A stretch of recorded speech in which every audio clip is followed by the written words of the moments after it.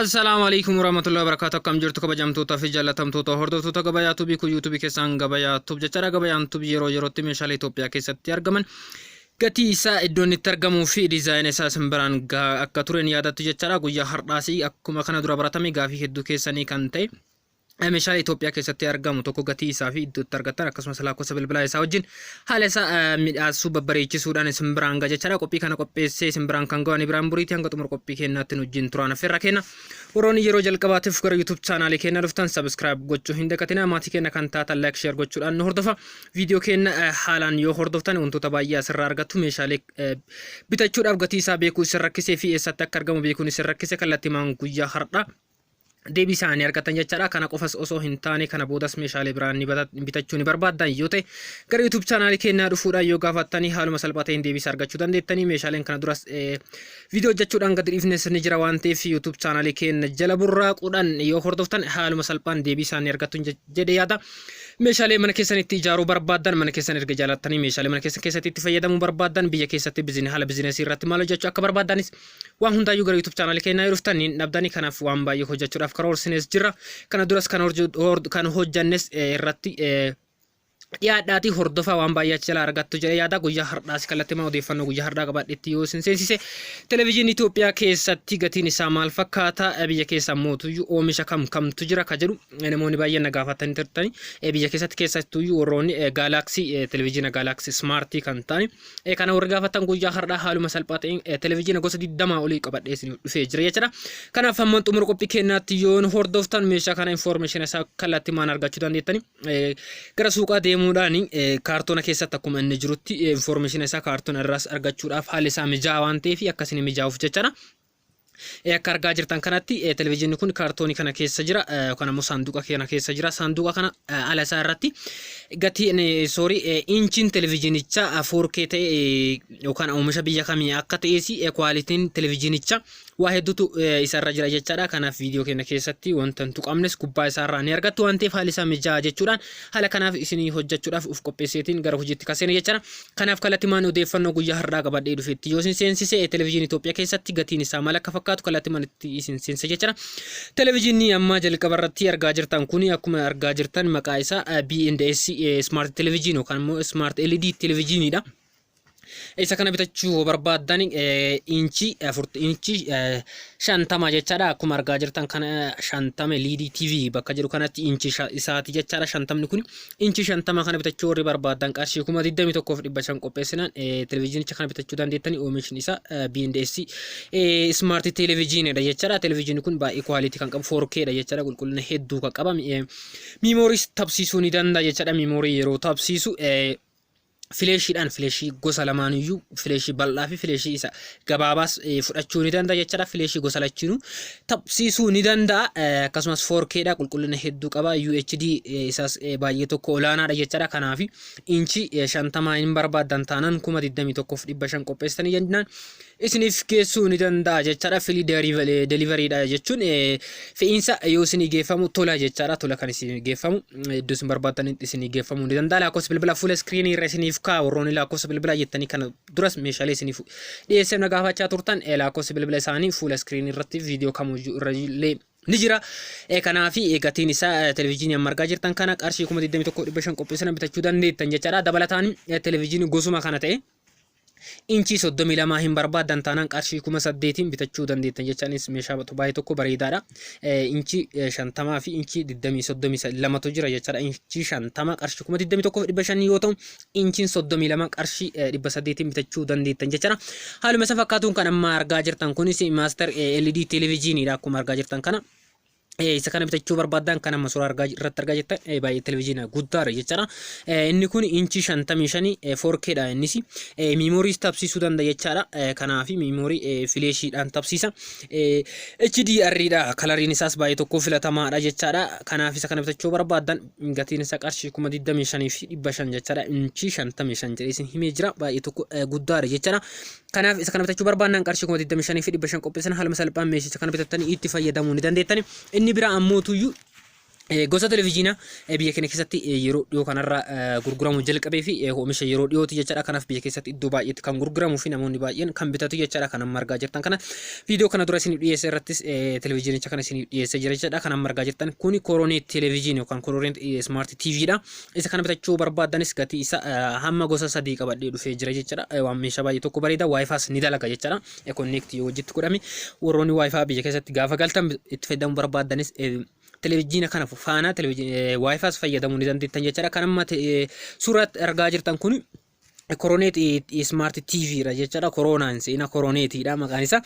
Isa kana bitachuu barbaaddan inchii 43 qarshii 14,500 bitachuu ni dandeettan jechaadha. Haaluma isa fakkaatuun inchiin 24 jira, 32 jira, inchii 50 jira. Kanas tartiibuma sanaan isin biraan gatii isaa jechaadha. Akkuma jalqaba irratti isin kaase inchiin 43 qarshii 14,500 yoo ta'u, inchiin 24 qarshii 5,500 bitattanii itti fayyadamuu ni dandeettan jechaadha. Haaluma isa fakkaatuun inchii 32 qarshii 7,800 yoo ta'u, inchiin 50 asuma biratti inchiin 32 qarshii 7,800 inchii 32 kana ta'e double screeniin qarshii 8,400 jechaadha. Single screen yoo ta'e inchiin 32 jechaadha. Isin jala akka waliin dhufne 32 inchiin double screen yoo ta'e qarshii 8,400 single screen yoo ta'e qarshii 7,800 jechaadha.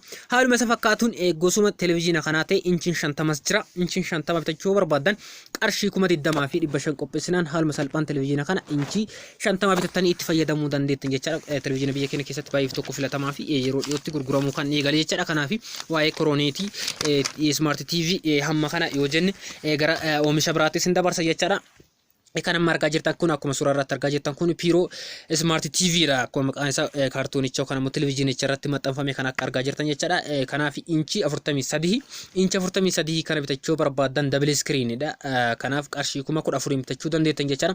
Asuma biraan full HD dha jechaadha. Qulqullinni hammi televiziyooniin kun qulqulleessu baay'ee qulqullina tokko qulqulleessee kan mul'isu jechaadha. 1,080p irratti yookaan immoo 4K dha jechuudha walumaa galatti. Kanaaf qualitiin isaa yookaan immoo full HD dha. 1,080 irratti qulqulleessee mul'isa jechaadha. Kanaaf inchii 43 televiziyoonicha amma suuraa irratti argaa jirtan kana bitachuu barbaaddan qarshii 14,000 bitattanii itti fayyadamuu mana keessan ittiin bareechuu fi jireenya keessan ittiin midhaasuu dandeettan jechaadha. Kanaaf waa'ee televiziyoonicha kana ammoo yoo jenne kan amma argaa jirtan kunis televiziyoonicha gosa biraati jechaadha. GVC LED televiziyooniidha jecha kan amma suuraa irratti argaa jirtan kun. Kanaaf isa kana inchii 28 jechaadha. Inchii 28 kana bitachuu barbaaddan qarshii 6,500 jechaadha. Kanaaf akkuma dura isiniin jedhe full HD 1,080 irratti qulqulleessaa 120 hazardiin isaa jechaadha. Kanaaf isa amma argaa jirtan kan inchii 28 qarshii 6,500 yoo ta'u, isuma kana ta'ee jechaadha. Inchii 24 qarshii 5,300 bitachuu dandeettan jechaadha. Filannoo keessanii guddaa kan barbaadan xiqqaa kan barbaadan saayizii isaanii wal tara jechaadha. Akkuma inchii isaanii dabaluun saayiziin isaas garaagarummaa hedduu qabaata. Kanaaf inchii 28 qarshii 6,500 yoo ta'u, inchiin 24 qarshii 5,000 fi 300 bitachuu dandeettan jechaadha. Inni biraa televiziyoona baay'ee tokko filatamaa fi eessattuyyuu baay'ee cimina tokko kan qabu akkasumas inchiin isaa olaanaa xiqqaarraa ka'ee hamma guddaatti kan jiruu fi qulqullina hedduu kan qabu akkasumas Wi-Fi hojjechuuf haalli isaa mijaa'aa kan ta'e jechaadha. Televiziyoonii Galaxy Smart kan jedhaman kana gosa hamma 10 jala qabadhee isin dhufee jira. Isa kanas xiyyeeffannaadhaan hanga xumuraa televiziyoonii kana isin biraan gahutti na hordofaa isiniin jedha. Kan amma argaa jirtan kun akkuma maqaan isaa asirratti kaartoonicha yookaan televiziyoona fuula televiziyoonicha irratti argaa jirtan inchii 49 jechaadha. Televiziyoonichi kun dhiifama. Kanaaf double screen dha televiziyoonni amma isin biraan gahu kun jechaadha. Wi-Fi qabanii hundi isaaniiyyuu qualitiin isaa 1,080 irratti qulqulleessanii mul'isuu danda'an 120 hazardiin isaanii jechaadha. Kanaaf isa kana inchi 40 jira, inchi 43, 30, 32, 24, 39, 60 hamma 65, 55 jira. Kanas gatii isa tartiibaan isin biraan gaha jechaadha. Akkuma amma suuraa irratti argaa jirtan kun inchi 49 double screen dha isiniin jedhee jira. Isa kana inchi 49 kana bitachuu barbaaddan qarshii 20,000 bitachuu dandeettan jechaadha. Isa margaa jirtan kana haaluma isa fakkaatuun kana margaa jirtan akkuma fuula televiziyoonicha irratti mul'atu inchi 43 jechaadha. Inchi 43 kana bitachuu warri barbaadan qarshii 15,500 qopheessan televiziyoonicha kana haaluma salphaan bitattanii itti fayyadamuu ni dandeettan jechaadha. Haaluma isa fakkaatuun kana margaa jirtan kunis inchi 24 inchi 24 kana bitachuu warri barbaadan qarshii 5,500 qopheessanii jennaan televiziyoonicha kana bitattanii itti fayyadamuu dandeettan. Iddoo inni jirutti dhaqxanii bitachuu fi iddoo isin jirtanitti isiniif geeffamuu ni danda'a jechaadha. Darbee hamma mana keessanis isin dhufuu barbaade magaalaawwan sadarkaa guddina irra jiran naannoo keessanitti argamanii isinii geeffamee dhaxxanii fudhachuu dandeettanii dabalataan iddoon itti gurguramus dhaxxanii lakkoofsa bilbilaa isiniif kaaya lakkoofsa bilbilaa kanaan bilbiltanii meeshaa kana bitachuu dandeettan jechaadha. Kan margaa jirtan kun inchii 24 isiniin jedhee jira qarshii 5,500 bitachuu dandeettan jechaadha. Haaluma isa fakkaatuun kan amma suuraa irratti argaa jirtan kun inchii 32 jechaadha. Inchii 32 kana qarshii 7,800 bitachuu dandeettan jechaadha. Dhiifama yoo isin jalaas jarjare fuula isaa irra jira waan ta'eef inchiin isaa kanaaf gatii isaa kanan sagalee ani isinii biraan gaaruu kanaan yoo hordoftan meeshaa kana bitachuu dandeettan jechaadha. Kanaafi kan amma argaa jirtan kun irra deebuudhaan inchii 32 kana bitachuu warri barbaadan qarshii 7,800 qopheessinaan televizyinicha kana bitattanii itti fayyadamuu ni dandeettan jechaadha. Haaluma isa fakkaatuun kan amma argaa jirtan kun inchii 39 kana bitachuu warri barbaadan qarshii 12,000 qopheessinaan bitachuu dandeettan jechaadha. Kan amma isin bira hangahaa jiru kun televizyinicha Galaxy Smart TV dha jechaadha. Baay'ee cimina hedduu kan qabu.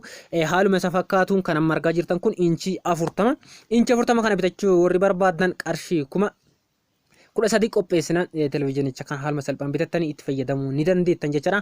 Egaa haaluma isa fakkaatuun kan amma suuraa irratti argaa jirtan kunis 65 inchiidha jechaan inchii isa 65 kanaaf qulqullina hedduus qaba 4K dha akkuma fuula televizyinicha irratti argaa jirtan kana LED TV dha Galaxy dha. Isa kana bitachuu warri barbaadan inchii 65 kana qarshii 45,000 qopheessinaan haaluma salphaan bitattanii itti fayyadamuu dandeettan jechaadha. Haaluma isa fakkaatuun kan amma argaa jirtan kun gosuma televizyinicha kana ta'e inchii 55 4K dha. Innis qarshii 27,500 qopheessinaan meeshicha kanas bitattanii itti fayyadamuu ni dandeettan jechaadha. Kanaafi odeeffannoo guyyaa har'aa isin biraan ga'e kan waa'ee televizyinaa kana keessatti jechaadha. Televizyina Galaxy hedduutu as keessa jira. Hamma gosa 10 oliitu jira. Walii galatti gosa naannoo 20 oliiti. Televizyiniin isin biraan ga'e kun jechaadha. Fakkeenyaa fi garaagarummaan odeeffannoo tokko viidiyoon isin biraan ga'uuf suuraan isin biraan gahu garaagarummaa hedduu qaba jechaadha. Meeshaan viidiyoodhaan isin biraan ga'e daqiiqaa haganaa keessatti meeshaa 2 yookaan 3 isin biraan gahuu danda'a jechaadha. Akka televizyinii gosa 2-3 suuraadhaan yoo ta'e ammoo televizyinii gosa 20 olii isin biraan ga'e jira jechaadha. Daqiiqaa muraasa hangamma waliin ture kana keessatti daqiiqaa kana keessatti gosa 20 wayii kana keessaa filattanii kan isiniif ta'u kan gatii keessan birrii hamma isin qabdan waliin isin madaaluu fi fedhii keessan irratti hundaa'uun filachuudhaaf haalli isaa baay'ee tokko mijaadha jechaadha. Dabalataan ammoo information isaa guutuu yookaan ammoo inchii isaa irra caalaa televizyina bituudhaaf inchii irratti hundaa'ameeti kan bitamu. Inchii isaa laaluudhaaf akka isin mijaa'utti kaartoona keessa osoo hin baatin suuraan televizyinicha kaartoona irra jira akkuma argaa jirtan kana suuqa keessa haala kanaan taa'ameeti kan gurguramu jechaadha. Inchi isas fuula isaa irratti argaa jirtan bitachuudhaaf haalli isaa baay'ee tokko mijaadha jechaadha. Lakkoofsa bilbilaa fuula iskiriinii irratti isin kaa'ame kanaan bilbiltanii hojjettan odeeffannoo dabalataas warra meeshicha gurguruu irraa argachuu dandeettan jechaadha. Egaa kabajamtoota jaalatamtoota hordoftoota keenyaa odeeffannoon guyyaa har'aa qabadhee isin dhufe kanuma hangammaa hordofaa turtanii viidiyoo biraatiin hamma walitti deebinutti nagaan nuuf turaa nageenyi keenya bakkuma jirtanitti